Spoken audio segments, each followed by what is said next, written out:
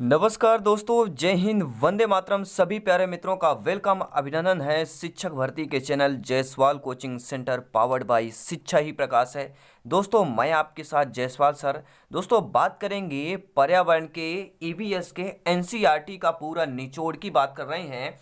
All competitive exam में ऐसे question, selected question तैयार किए गए हैं, बिल्कुल लगातार एक ही वीडियो में आपको मिलने वाला है। पूरा ईवीएस का पूरा कंसेप्ट मिल जाएगा, पूरी तैयारी एनसीईआरटी का पूरा निचोड़ मिल जाएगा। तो चलिए शुरुआत करते हैं। अगर चैनल पे पहली बार विजिट किए हैं सभी प्यारे मित्र तो चैनल को सब्सक्राइब कर लेंगे, आपका अपना परिवार है। हम बात कर देंगे दोस्तों महत्वपूर्ण, लाजवाब, बिल्कुल लगातार शुरू करेंगे। तो सर्वप्रथम वीडियो को लाइक कर लें। तो क्लास को हम कंटिन्यू शुरू करते हैं। संपूर्ण निचोड़ आपको मिलेगा एनसीईआरटी का, इन्वायरमेंट स्टडी का। आइए शुरू करते हैं। पहला प्रश्न है, धारणीय विकास किसके उपयोग के संदर्भ में अंतर पीढ़ीगत संवेदनशीलता का विषय है? तो यह प्राकृतिक संसाधन कहलाएगा। दूसरा है, पर्यावरण विश्व पर्यावरण दिवस कब मनाया जाता है? तो सभी जानते हैं कि विश्व पर्यावरण दिवस 5 जून को मनाया जाता है। ये सारे नोट्स हम टेलीग्राम में 2 से 3 दिन में अपलोड कर दिया जाएगा, तो टेलीग्राम से जरूर जुड़ें। हरित विकास यानी कि ग्रीन डेवलपमेंट के लेखक कौन है? तो WM एडम्स हैं। अगला है दोस्तों, सौर विकिरण की सबसे महत्वपूर्ण भूमिका है। तो सौर विकिरण की सबसे महत्वपूर्ण भूमिका किसकी होती है? सौर विकिरण की सबसे महत्वपूर्ण भूमिका जल चक्र में होती है। अगला है, राष्ट्रीय पर्यावरण अभियांत्रिकी शोध संस्थान NEERI स्थित है। तो राष्ट्रीय पर्यावरण अभियांत्रिकी शोध संस्थान NEERI दोस्तों यह कहाँ पर है? तो यह आपके नागपुर पर स्थित है।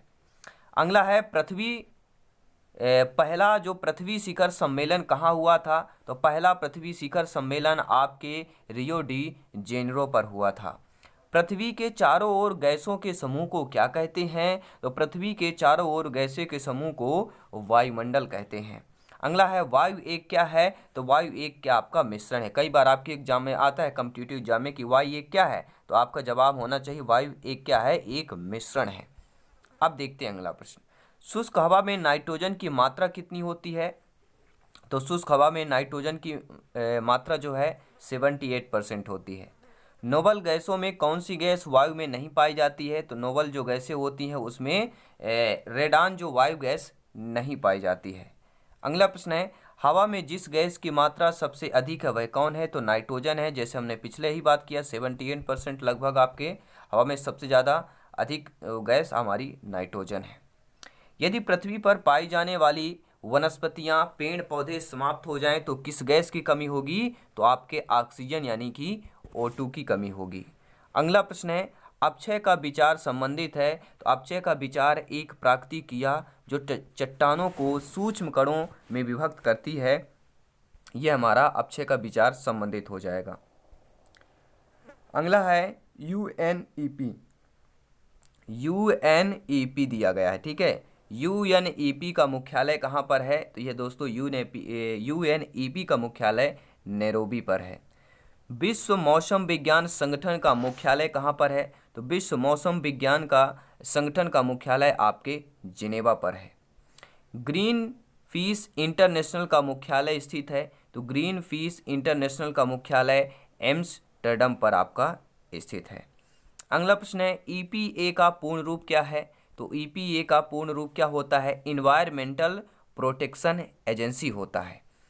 जैसे आपका ईवीएस का इन्वायरमेंटल स्टडीज होता है, वैसे ही ईपीए का क्या होता है? इन्वायरमेंटल प्रोटेक्शन एजेंसी की बात कर रहे हैं।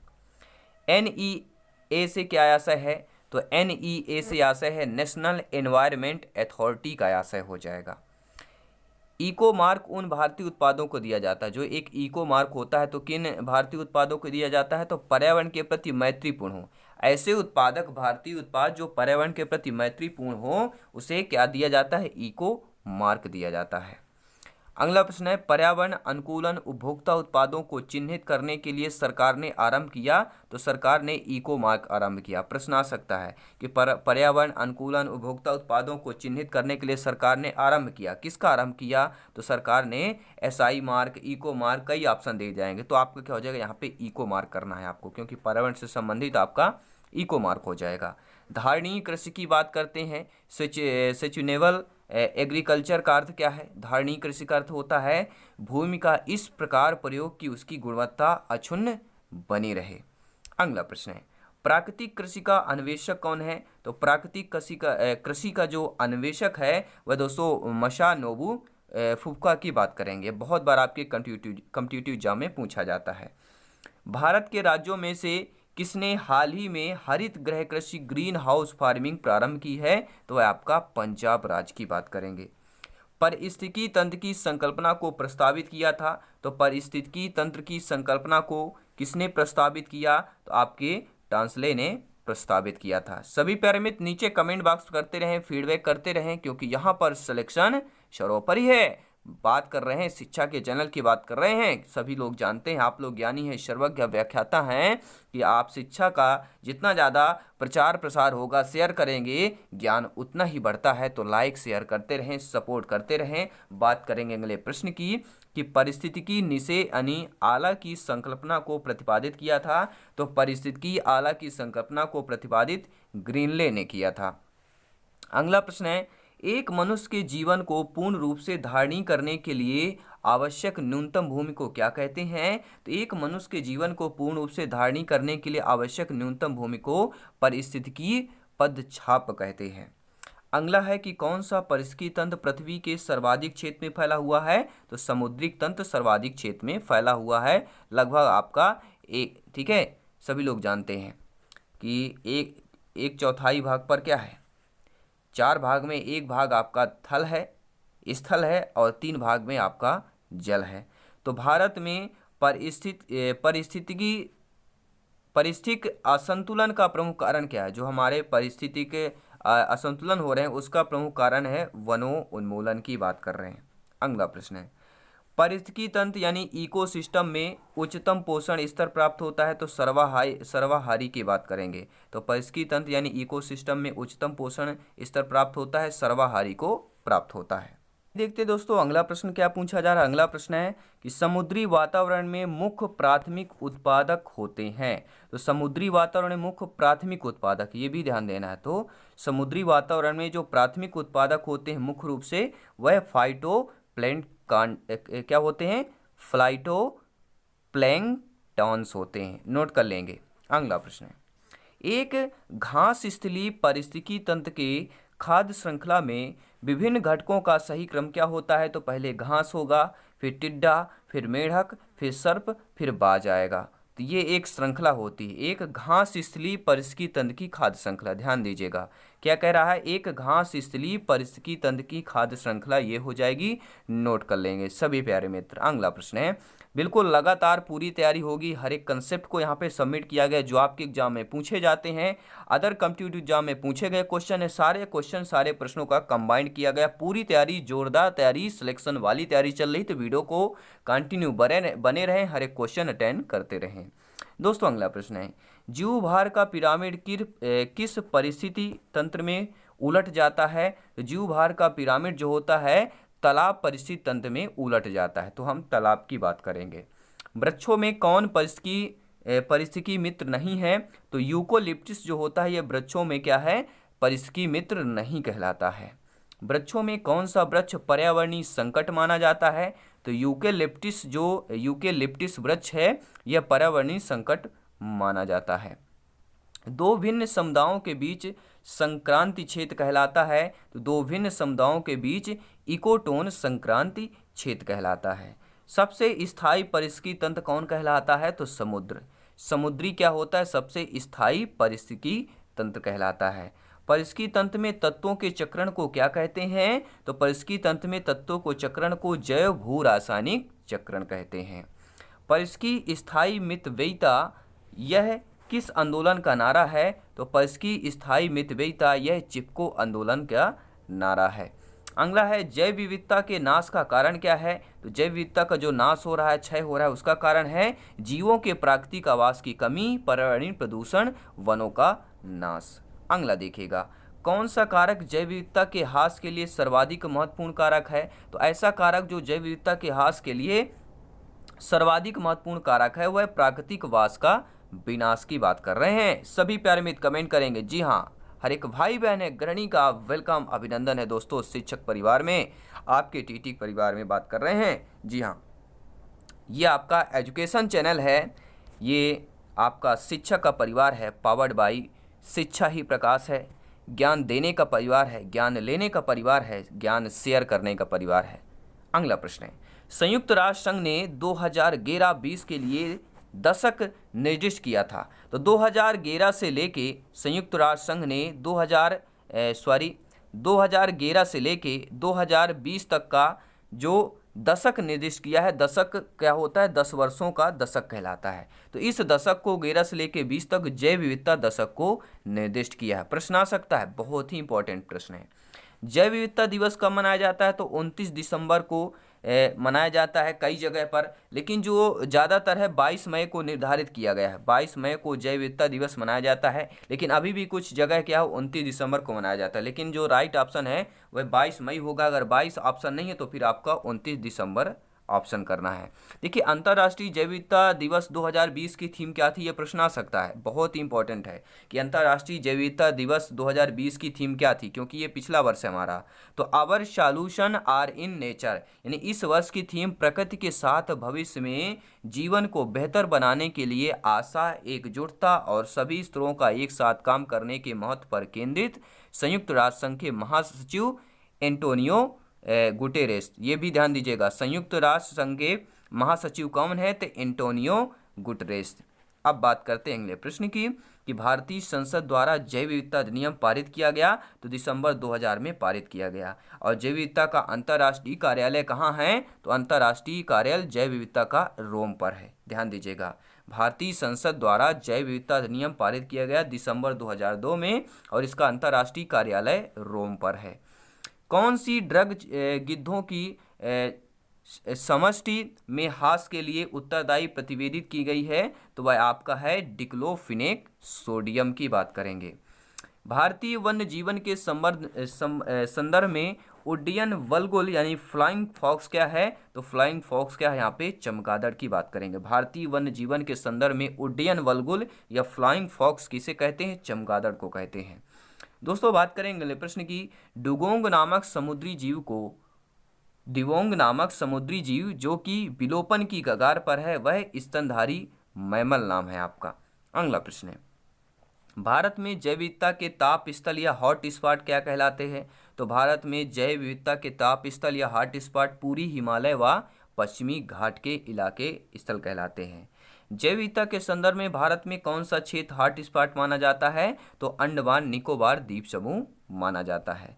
सबसे लंबा जीवित वृक्ष बताइए। जी हाँ, सबसे लंबा जीवित वृक्ष है वह सिकुआ है। सभी लोग नोट कर लेंगे, बहुत बार यह कॉम्पिटिटिव एग्जाम में पूछा जाता है कि सबसे लंबा जीवित वृक्ष सिकुआ या सिकोया पेड़ अमेरिका के पश्चिमी इलाके या अमेरिकन वेस्ट के सबसे ऊंचे प्रतीक माने जाते हैं।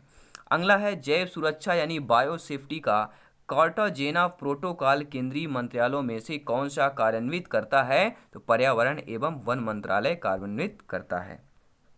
अगला प्रश्न है, किसी प्रजाति को विलुप्त माना जा सकता है जब वह अपने प्राकृतिक आवास में देखी नहीं गया हो। तो कोई भी जब प्रजाति है जो अपने प्राकृतिक आवास में 50 वर्ष तक अगर नहीं देखा जाता तो वह क्या कहलाता है? विलुप्त माना जाता है। वह प्रजाति विलुप्त प्रजाति भी कैटेगरी पर आ जाता है। और रेड डाटा बुक का संबंध किससे है? तो रेड डाटा का जो बुक का संबंध है यह विलुप्त के संकट के ग्रस्त जीव जंतुओं से रेड डाटा बुक का संबंध है। भारतीय पक्षियों में कौन सा अत्यधिक संकटापन्न किस्म है? तो आपका जो ग्रेट इंडियन बस्टर्ड है यह भारतीय पक्षियों में अत्यधिक संकटापन्न किस्म है। ग्रेट इंडियन बस्टर्ड की बात करेंगे। कौन सा स्थल वनस्पति संरक्षण हेतु स्वस्थान पद्धति यानी कि इन सिटू नहीं है? वह वनस्पति उद्यान की बात करेंगे। वनस्पति उद्यान दोस्तों ऐसी स्थल वनस्पति संरक्षण हेतु स्वस्थान पद्धति नहीं कहलाती है। अगला प्रश्न है, क्रायो बैंक यानी XC2 संरक्षण के लिए कौन सी गैस सामान्यतः प्रयोग में होती है? तो हम बात करें नाइट्रोजन गैस सामान्यतः प्रयोग में होती है। सर्वाधिक जैव विविधता कहाँ पाई जाती है? सभी नीचे कमेंट करेंगे, फीडबैक करते रहें, सहयोग करते रहें, क्योंकि अपने भाई को सपोर्ट करेंगे दोस्तों, शिक्षा को सपोर्ट करेंगे। सभी प्यारे मित्रों का वेलकम, अभिनंदन है जायसवाल कोचिंग सेंटर के एजुकेशन चैनल पर। वीडियो सभी लोग लाइक करते रहें, शेयर करते रहें। हम बात करें सर्वाधिक जैव विविधता कहाँ पाई जाती है, तो उष्णकटिबंधीय वर्षा वनों में सर्वाधिक जैव विविधता पाई जाती है। प्राणियों और पादपों की जातियों में अधिकतम विविधता मिलती है, तो उष्णकटिबंध के आयु वनों में मिलती है।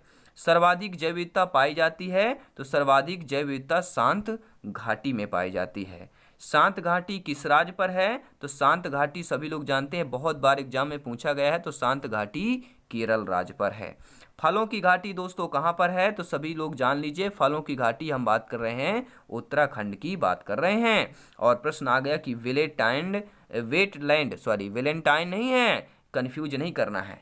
वेटलैंड दिवस मनाया जाता है 2 फरवरी को मनाया जाता है। ये वेटलैंड दिवस क्या है? देखिए दोस्तों, जो नदियाँ, झील, तालाब आदि की खराब होती हैं, ठीक है, इस स्थिति को देखते हुए 1971 में 2 फरवरी को ईरान के रमसर के वेटलैंड कन्वेंशन को अपनाया गया। इसलिए इसे पूरे विश्व में हर वर्ष 2 फरवरी को विश्व आर्द्र भूमि मनाया जाता है। ठीक है, वर्ल्ड आपका वेटलैंड्स डे यही आपका है, वर्ल्ड वेटलैंड या आपका आर्द्र भूमि, ये ध्यान देना। हिंदी में क्या हो जाएगा? आर्द्र भूमि हो जाएगी, कंफ्यूज नहीं होना है।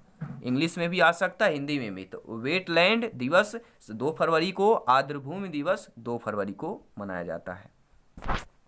रामसर सम्मेलन संरक्षण से संबंधित था, तो नम भूमि जो के सम्मेलन संरक्षण से क्या संबंधित था? तो नम भूमि के संबंधित था। और राज्यों में से किसमें भारत की सबसे बड़ी अंतर्देशीय लवणीय आर्द्र भूमि है? तो वह गुजरात की बात करेंगे, बहुत बार एग्जाम में आता है। हर एक क्वेश्चन अपने आप में टॉप लेवल का है, सिलेक्शन वाला है।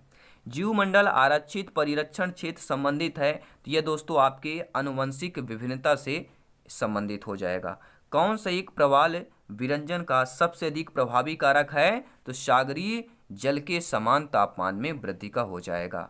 किस पर्यावरण में जैव द्रव्यमान का वार्षिक उत्पादन न्यूनतम होता है? तो वह हम बात करेंगे, प्रेयरी की बात कर रहे हैं। अगला प्रश्न है, सभी प्यारे मित्र वीडियो लाइक करते रहें।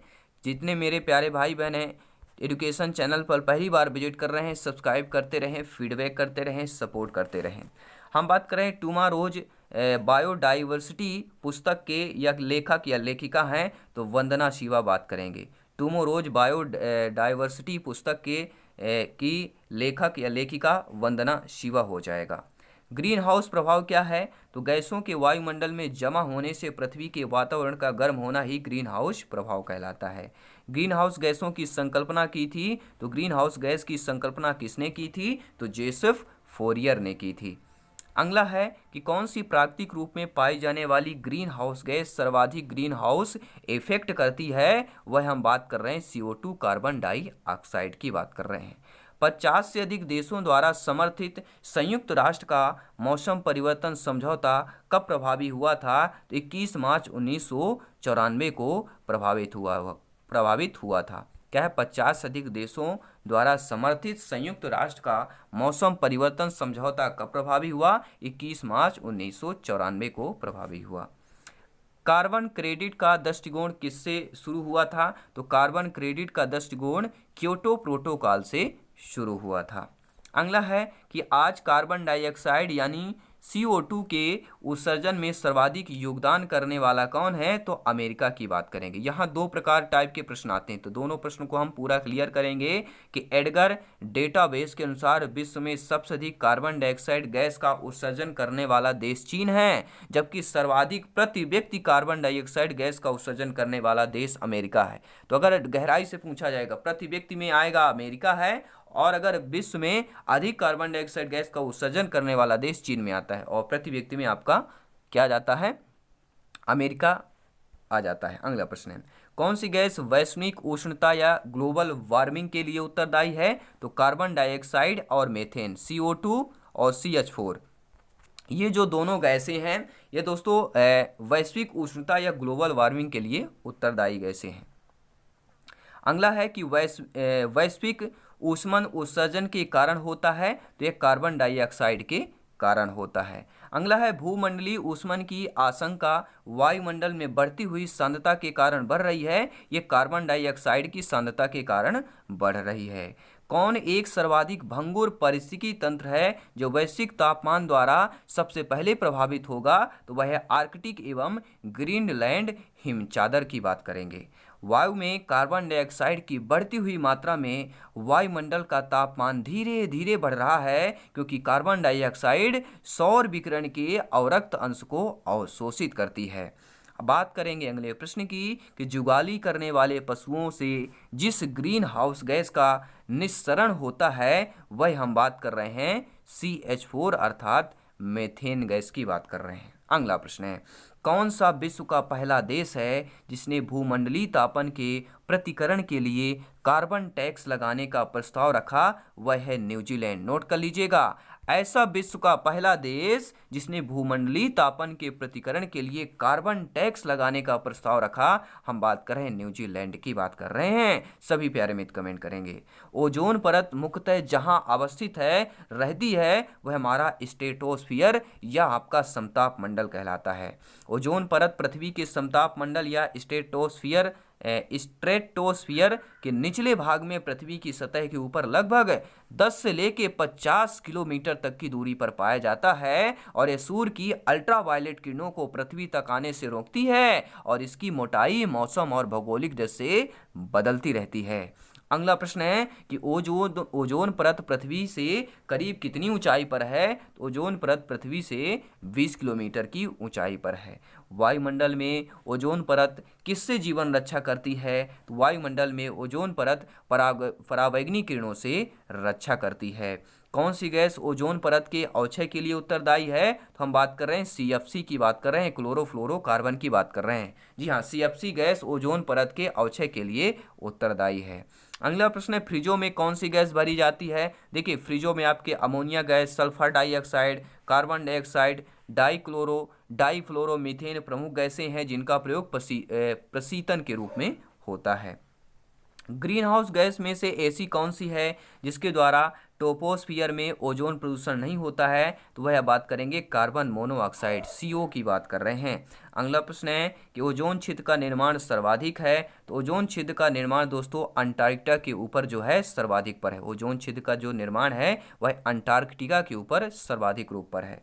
और बात करेंगे मॉन्ट्रियल प्रोटोकॉल किसके संरक्षण से संबंधित है? तो मॉन्ट्रियल प्रोटोकॉल यह ओजोन परत के संरक्षण से संबंधित हो जाएगा। और भारत में उपयुक्त परिस्थिति संतुलन बनाए रखने के लिए वनोच्छादन हेतु न्यूनतम संस्तुत भूमि कितनी होगी? तो न्यूनतम आपका हम बात कर रहे हैं 33% की बात कर रहे हैं।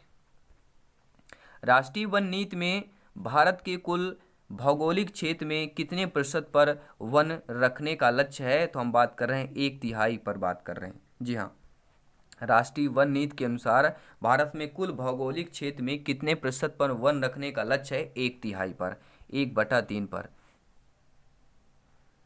यानी कि कोई अगर 3 टुकड़े हैं, जैसे 3 टुकड़े अगर कर लें, 3 भाग अगर कर रहे हैं किसी का, ठीक है, मान लीजिए 3 टुकड़े हैं आपके, इन 3 टुकड़ों में से ठीक है 1 टुकड़े के बराबर हमें क्या करना है? 1/3 की बात कर रहे हैं। अगला प्रश्न है, अगला है कि भारत के कुल क्षेत्रफल में वनों का क्षेत्रफल कितना है? तो देश में वनों एवं वृक्षों को आच्छादित कुल क्षेत्रफल 807,276 वर्ग किलोमीटर है, जो कि भौगोलिक क्षेत्र का 24.56 सेंटीमीटर है। और कुल भौगोलिक क्षेत्र का वनावरण क्षेत्र 712,249 वर्ग किलोमीटर है, जो कुल भौगोलिक क्षेत्र का 21.67% है। अगला प्रश्न है, हमारे देश के राज्यों में किस राज्य में वन का सर्वाधिक क्षेत्र है? तो हम बात कर रहे हैं MP की बात कर रहे हैं, मध्य प्रदेश की बात कर रहे हैं, भारत के दिल की बात कर रहे हैं। भारत का वह कौन सा राज्य है जिसका वनाच्छादित क्षेत्रफल सर्वाधिक है? तो हम बात कर रहे हैं MP की बात कर रहे हैं, मध्य प्रदेश की, भारत के दिल की बात कर रहे हैं। कुल भौगोलिक क्षेत्रफल के संदर्भ में वनों का उच्चतम प्रतिशत किस राज्य में मिलता है? तो कुल भौगोलिक का क्षेत्रफल के संदर्भ में वनों का उच्चतम प्रतिशत आपके मिजोरम राज्य में मिलता है। भारत में अति सघन वनों का सर्वाधिक क्षेत्र जिस राज्य में पाया जाता है वह राज्य आपका अरुणाचल प्रदेश है। दोस्तों, हम बात कर रहे हैं भारत में किस राज्य संघीय क्षेत्र का भौगोलिक क्षेत्रफल का अधिकतम भाग वनोच्छादित है, तो हम बात कर रहे हैं मिजोरम राज्य की बात कर रहे हैं। सभी प्यारे मित्र कमेंट करते रहें, फीडबैक करते रहें, सहयोग करते रहें। पावर्ड बाई शिक्षा ही प्रकाश है। सभी मेरे प्यारे मित्रों का वेलकम, अभिनंदन है एजुकेशन चैनल पर। मैं आपके साथ जायसवाल सर। सभी मित्रों का निवेदन है, एक बार सभी लोग वीडियो को लाइक जरूर करें दोस्तों, शेयर जरूर करें। सभी मित्रों को जय हिंद, वंदे मातरम, इंकलाब जिंदाबाद। मोरल मोटिवेशन बरकरार रखना है और सिलेक्शन का रास्ता तय करना है। हम बात कर रहे हैं वृक्षादित क्षेत्र सर्वाधिक है, तो पूर्वी दक्कन में आपका जो है वृक्षादित जो है क्षेत्र सर्वाधिक कहला जाएगा। पूर्वी दक्कन की बात कर रहे हैं। भारत के कुल भौगोलिक क्षेत्र में सघन वातावरण का प्रतिशत कितना है? तो भारत के कुल भौगोलिक क्षेत्र में जो सघन वातावरण का प्रतिशत है वह हम बात करें 12% की बात कर रहे हैं। राष्ट्रीय दूर संवेदन अभिकरण NRSA के अनुसार किस राज्य में कुल क्षेत्रफल का सर्वाधिक प्रतिशत वनाच्छादित है? हम बात करें अरुणाचल प्रदेश की बात कर रहे हैं। किस राज्य का 80% से अधिक क्षेत्र वनोच्छादित है? हम बात कर रहे हैं अरुणाचल प्रदेश की बात कर रहे हैं। भारत में मैंग्रोव का दूसरा सबसे बड़ा क्षेत्र पाया जाता है, गुजरात तट के सहारे पर पाया जाता है। इंपॉर्टेंट है, भारत में मैंग्रोव का दूसरा सबसे बड़ा क्षेत्र आपके गुजरात तट के सहारे पर पाया जाता है। और भारत में मैंग्रोव यानी ज्वारीय वन, मैंग्रोव क्या है? एक ज्वारीय वन है, वनस्पति मुख्यतः पाई जाती है सुंदरवन डेल्टाई क्षेत्रों में पाई जाती है। हम बात करें नागालैंड के पर्वत क्रम से बंजर होते जा रहे हैं, उसका प्रमुख कारण क्या है, रीजन क्या है? तो नागालैंड के जो पर्वत हैं वह क्रमशः बंजर होते जा रहे हैं, उसका दोस्तों कारण है झूम कृषि की बात कर रहे हैं। राज्यों में से किसके द्वारा अपना वन अपना धन योजना प्रारंभ किया गया? ध्यान दीजिएगा, इंपॉर्टेंट है। ऐसा राज्य जिन्होंने अपना वन अपना धन योजना प्रारंभ किया वह राज्य और कोई नहीं, आपका हिमाचल प्रदेश की बात कर रहे हैं।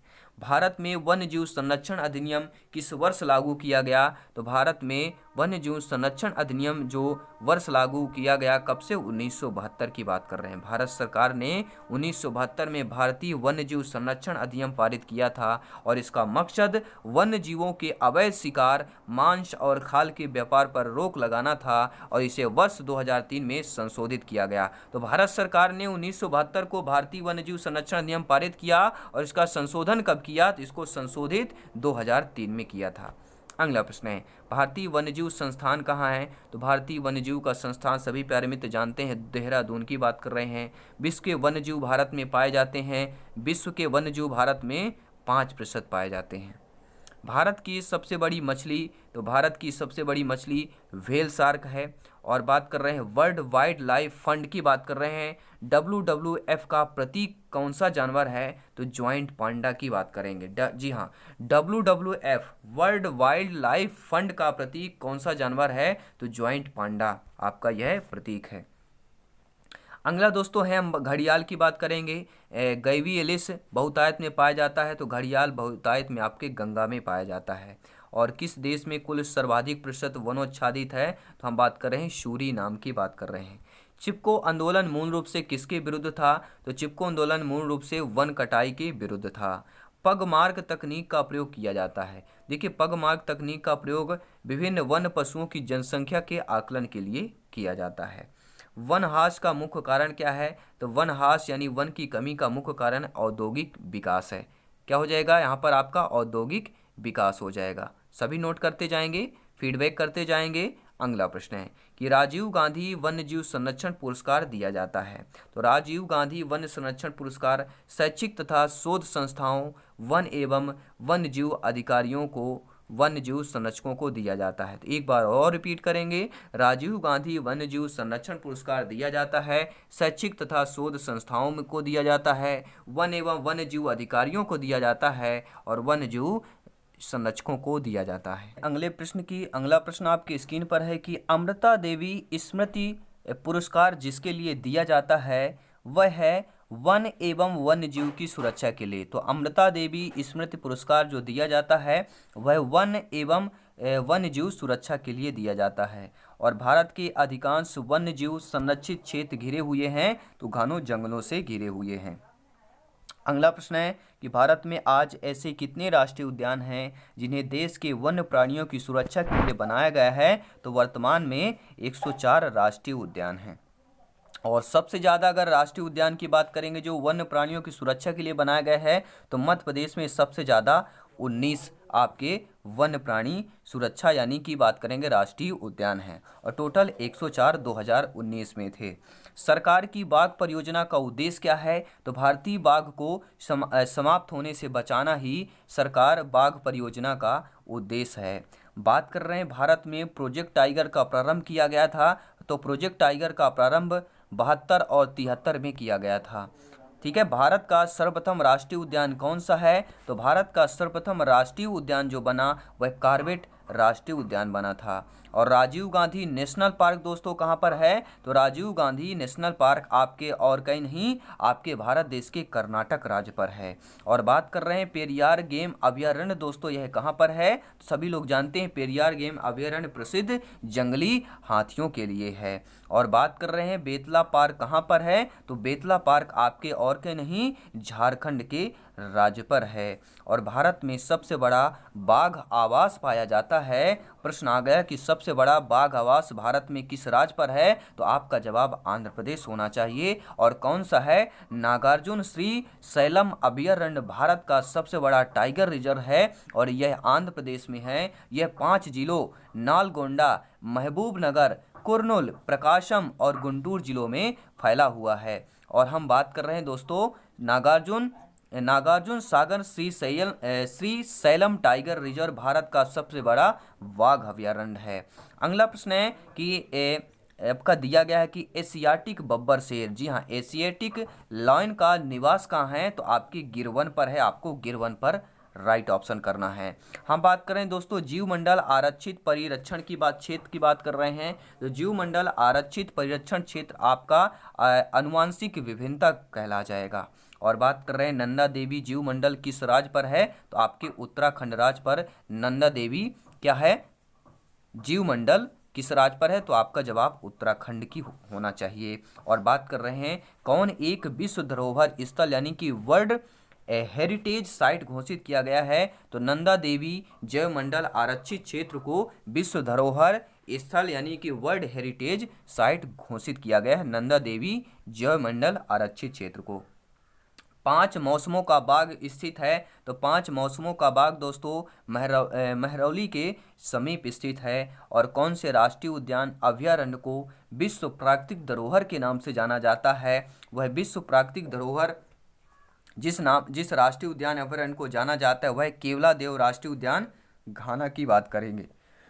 अगला प्रश्न है दोस्तों भारत के हाथी परियोजना की शुरुआत कब की गई थी? तो भारत के हाथी परियोजना की शुरुआत 1992 में की गई थी। भारत सरकार के पर्यावरण एवं वन मंत्रालय ने सन 1991-92 में हाथी परियोजना शुरू की, जिसका आरंभ 1952 में झारखंड के सिंहभूम जिले से किया गया। और देश में प्रथम हाथी पुनर्वास केंद्र केरल के कोत्तूर में स्थापित किया गया है। और बात करेंगे जंगली गधों का अभयारण्य, जी हाँ, जंगली गधों का भी अभयारण्य है और आपके किस राज्य पर है? हम बात कर रहे हैं गुजरात की बात कर रहे हैं, जी हाँ, ढोकला जहाँ पर प्रसिद्ध आपका पकवान है, भोजन है।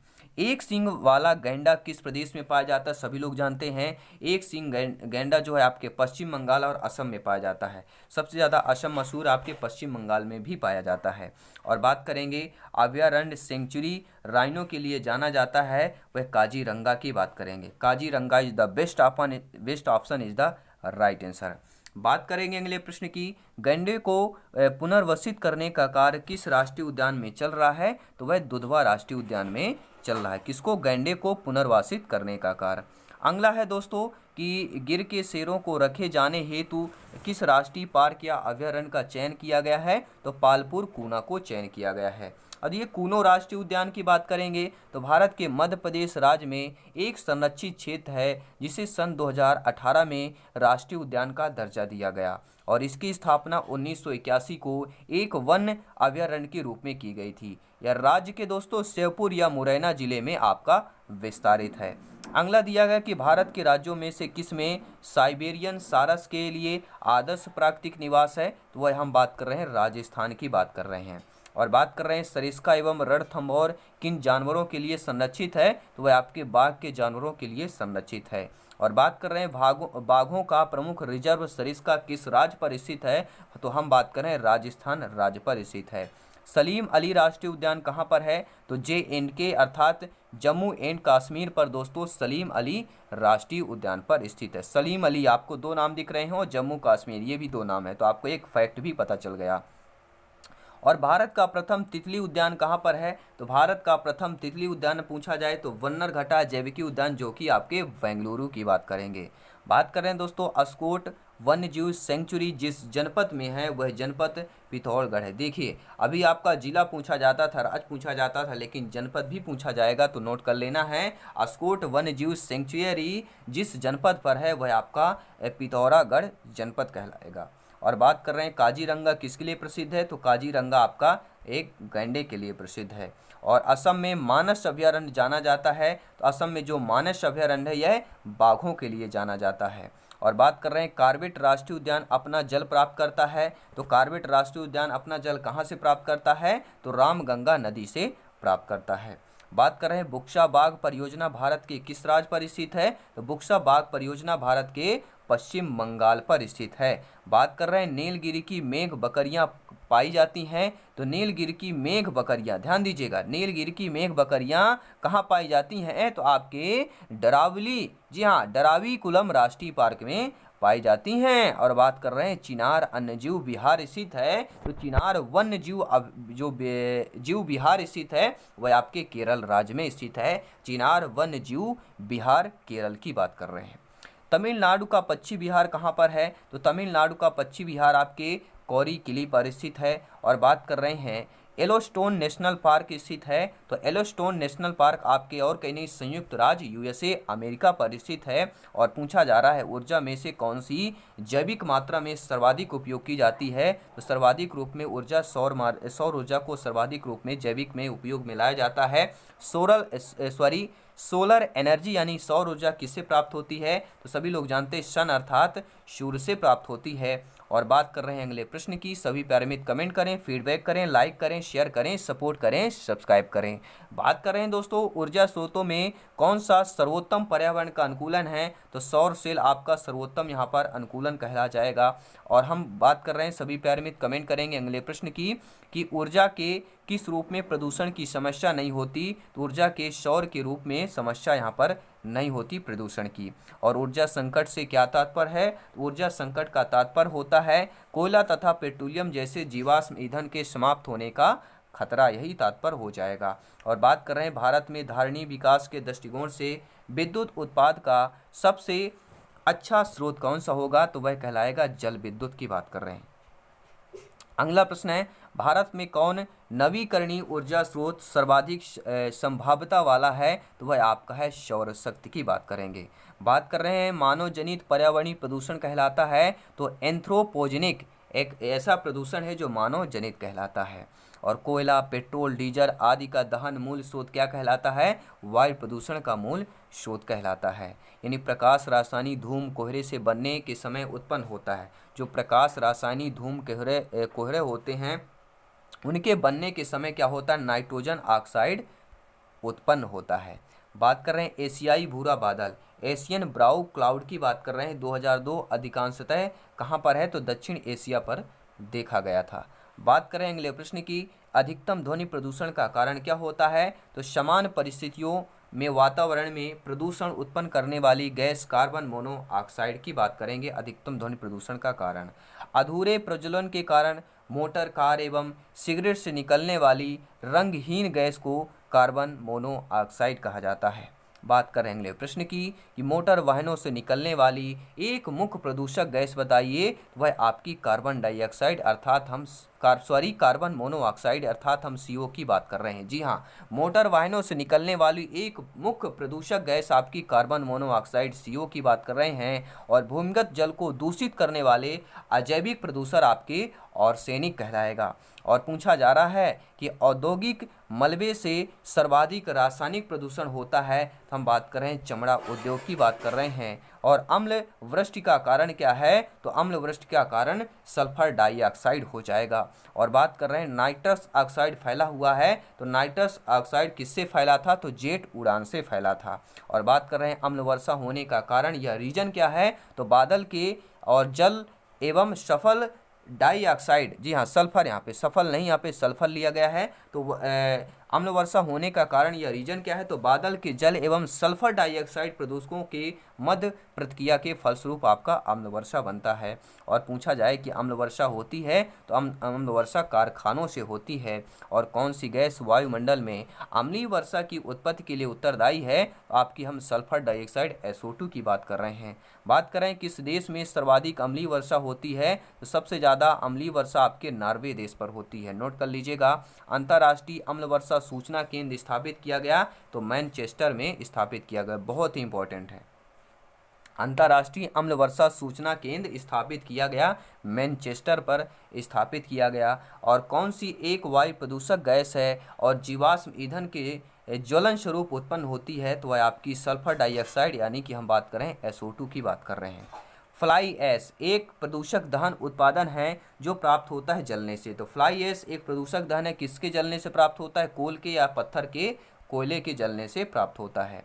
भोपाल गैस त्रासदी MIC मिथाइल आइसोसाइनाइड में रिसाव घटना कब हुआ था, तो 3 दिसंबर 1984 को हुआ था। भोपाल में यूनियन कार्बाइड फैक्ट्री से जो गैस ठीक है रिस गई थी, वह कौन सी है, देखिए किस फैक्ट्री पर है, तो यूनियन, भोपाल में एक यूनियन कार्बाइड की फैक्ट्री थी जिस पर MIC गैस का रिसाव हुआ था 3 दिसंबर 1984 को, और इसका पूरा नाम है मिथाइल आइसोसाइनाइड की बात करेंगे। अगला प्रश्न है दोस्तों स्क्रीन पर है कि पॉलीथीन की थैलियों को नष्ट नहीं किया जा सकता क्योंकि वे बनती हैं। तो पॉलीथीन जो बनती हैं इनको नष्ट नहीं किया जा सकता, इसका रीजन है ना टूटने वाले अणुओं से बनती हैं, इसलिए इसको नष्ट आसानी से नहीं किया जा सकता। कौन सी वस्तुएं जीवाणुओं को नष्ट कर सकती हैं, तो प्लास्टिक ऐसा वस्तु है जिसके जीवाणुओं द्वारा नष्ट नहीं किया जा सकता, क्योंकि जीवाणु इतनी क्षमता नहीं होती कि इन अणुओं को टूट सके, इनको पचा सके। लाइकेन सबसे अधिक सूचक होता है, तो लाइकेन वायु प्रदूषक का सबसे अच्छा सूचक माना जाता है। किसी जल के क्षेत्र में BOD bio oxygen demand, BOD जो होता है बायोकेमिकल ऑक्सीजन डिमांड की अधिकता संकेत देती है कि उसका जल सीवेज से प्रदूषित हो रहा है। अब बात करेंगे अगले प्रश्न की कि नदी में जल प्रदूषण के निर्धारण के लिए घुली हुई जो मात्रा होती है वह मापी जाती है, तो वह ऑक्सीजन की मापी जाती है। और गंगा नदी में BOD सर्वाधिक मात्रा में पाया जाता है, तो कानपुर एवं इलाहाबाद के मध्य पाया जाता है। हम बात कर रहे हैं जैव उपाचरण की बात कर रहे हैं, बायो रेमिडिएशन की बात कर रहे हैं। बायो रेमिडिएशन से तात्पर्य क्या होता है, जीवों द्वारा पर्यावरण से विषैले यानी टॉक्सिक पदार्थों का निष्कासन की बात कर रहे हैं। कौन सा प्रदूषक कारक जैवीय रूप से अपघटित होता है, तो ऐसा प्रदूषक कारक जो जैवीय रूप से ठीक है क्या है जैवीय रूप से अपघटित होता है वह हमारा मल कहलाता है। बात करेंगे अगले प्रश्न की कि स्वचालित वाहन निर्वातक का सबसे अविषालु धातु प्रदूषक कहलाएगा, वह हम किसकी बात कर रहे हैं, लेड की बात कर रहे हैं जिसका प्रतीक Pb होता है। ठीक है, तो स्वचालित वाहन निर्माता का सबसे अविषालु धातु प्रदूषक लेड Pb की बात करेंगे। और बात कर रहे हैं यूरो 9 स्वचालित वाहनों में एक गैस उत्सर्जन की मात्रा की सीमा निश्चित करते हैं, वह गैस है कार्बन मोनोऑक्साइड, हम CO की बात कर रहे हैं। अगला प्रश्न है वाहनों में उत्सर्जित कार्बन मोनोऑक्साइड को कार्बन डाइऑक्साइड में परिवर्तित करने वाली उत्प्रेरक परिवर्तन की सिरेमिक डिस्क किससे आपका स्तरित होती है, तो पैलेडियम से स्तरित होती है। और भारत के किस महानगर में वार्षिक प्रति व्यक्ति सर्वाधिक ठोस अपशिष्ट उत्पन्न होता है, तो हम बात कर रहे हैं दिल्ली की बात कर रहे हैं, राजधानी की बात कर रहे हैं। अपने प्रदूषकों के कारण कौन सी नदी जैविक मरुस्थल कहलाती है, तो जैविक मरुस्थल जो है अपने प्रदूषकों के कारण दामोदर नदी कहलाती है।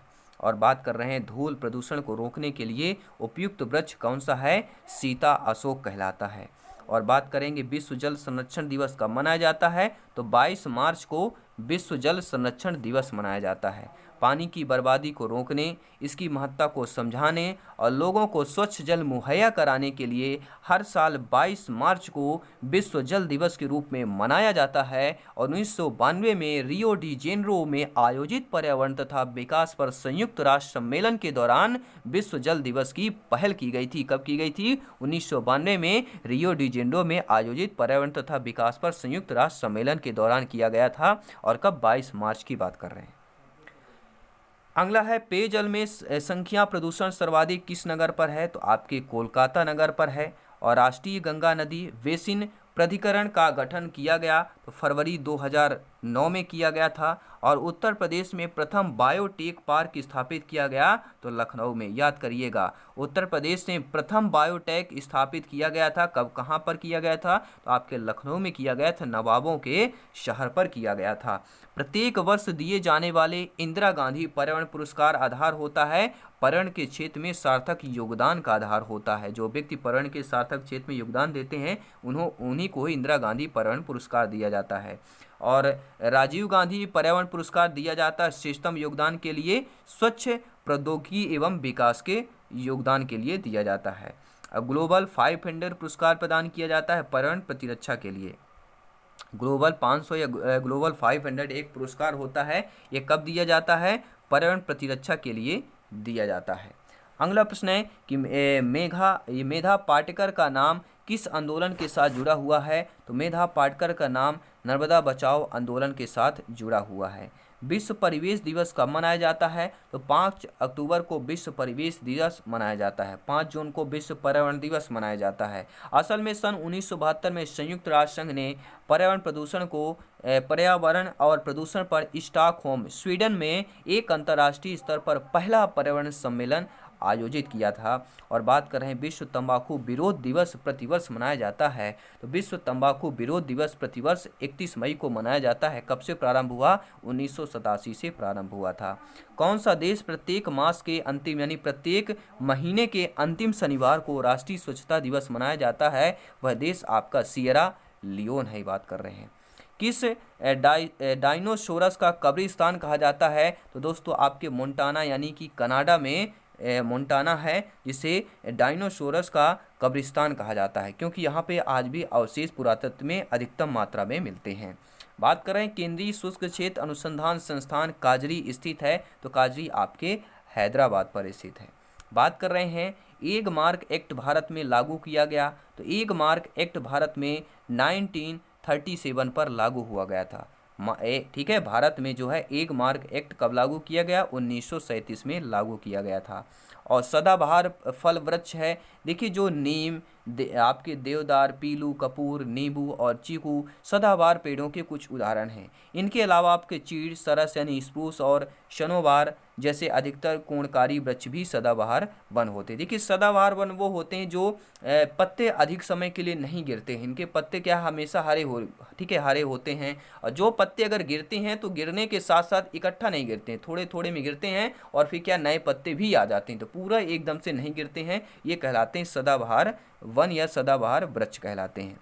अगला प्रश्न है कि बात करेंगे मौसम अनुश्रवण युक्त सोडार स्थापित है, तो ये आपके कैगा तथा कलपक्का में स्थापित है। तो ये दोस्तों पूरा निचोड़ आपको कैसा लगा? Subscribe for more update. इसी तरह अपडेट पाने के लिए सब्सक्राइब करें जयसवाल कोचिंग सेंटर को, सब्सक्राइब करें एजुकेशन चैनल को, सब्सक्राइब करें आवर फैमिली को। आपका परिवार है, अपने परिवार को सब्सक्राइब करें ताकि लेटेस्ट नोटिफिकेशन मिलता रहे। तो दोस्तों ये आपका क्वेश्चन, ये आपका कंसेप्ट, ये आपका पूरा निचोड़ कैसा लगे नीचे कमेंट बॉक्स में फीडबैक जरूर करें। और जयसवाल सर यानी मैं विजय जयसवाल को सपोर्ट जरूर करें, अपने भाई को सपोर्ट करें। हर एक भाई बहन गृहिणी से मेरा निवेदन है, सभी को नमन है। आप लोग इसी तरह सपोर्ट करते रहें, फीडबैक करते रहें और इसी तरह क्लासेज वीडियो सेशन लाते रहेंगे जिससे आपका बेहतर तैयारी हो, बेहतर प्रिपरेशन हो और तैयारी जो आपका सपना है वो जरूर पूरा होगा। सभी मित्रों दोस्तों जय हिंद, वंदे मातरम। दोस्तों अगर शिक्षक भर्ती में आप सिलेक्शन पाना चाहते हैं, हर सब्जेक्ट की तैयारी करना चाहते हैं और हर सब्जेक्ट को बेहतर तरीके से प्रिपरेशन करना चाहते हैं